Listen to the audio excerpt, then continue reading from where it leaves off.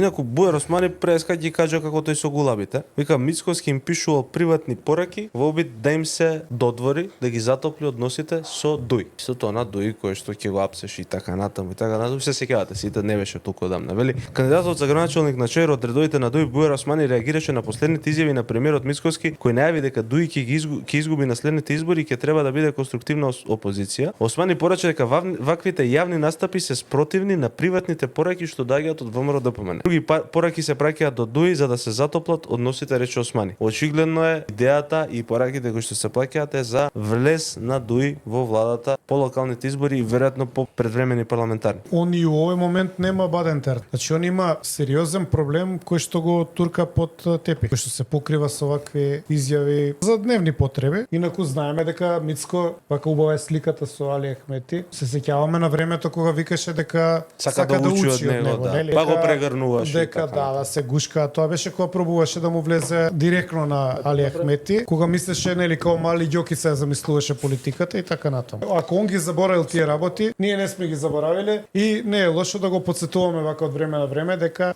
од Али Ахмети сакаше да учи.